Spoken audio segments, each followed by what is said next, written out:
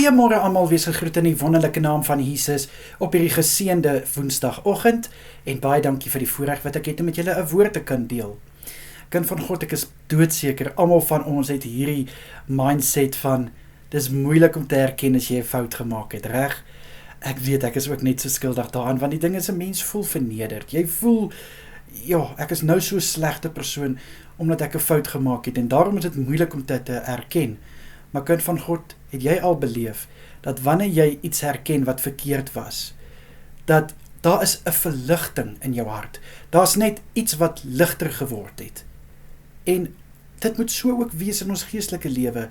Kyk, ons almal het sonde. Dis nou een ding wat nie twee is nie. Ons almal maak foute, ons almal sondig, maar weet jy wat is so wonderlik, kind van God? In 1 Johannes 1 vers 9 sê Jesus, dat as ons sondes bely, hy is regverdig en hy sal ons vergewe en dan vir ons vryspreek van ons ongeregtigheid. Kind van God, jy het nie nodig om bang te wees om voor Jesus te kom en vir hom te sê, Here, ek weet ek het hier verkeerd gedoen of ek het daar verkeerd gemaak nie, sal jy my asseblief vergewe? En ek kan nou vir jou sê, die Here gaan jou vergewe. Maar nou moet ons ook onthou dat omdat God getrou is en ons sal vergewe, beteken dit nie, ons kan sy vergifnis goedkoop maak nie. Wat ek nou daarmee bedoel is, om daarmee te speel, om te sê, ag nee, ek kan nou maar aanhou sondig, want die Here gaan my net vergewe. Kind van God, dit werk nie so nie. Wanneer jy opreg vergifnis vra, wanneer jy weet, jy het verkeerd gedoen en jy gaan dit nie weer doen nie, jy wil dit nie weer doen nie, dan kan ek nou vir jou sê, gaan God jou genadig wees, God gaan getrou wees, en hy sal vir jou vryskel daarvan. My broer en suster, dit is regtig, ek weet, dit is nie lekker om voor iemand te moet herken as jy verkeerd was nie, maar weet jy wat? Opregte vergifnis vra, sal opregte vergifnis ontvang.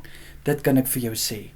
En natuurlik, wat ook 'n groot rol speel, is nederigheid, om nederig voor God te kom staan en te sê, Here, ek besef, ek was verkeerd. Here, ek bely dat ek verkeerd was. Nederig te wees, minder van jou, meer van God, dan kan ek vir jou sê, gaan God jou ook vergewe. So my broer en suster, ek wil vandag vir jou bemoedig.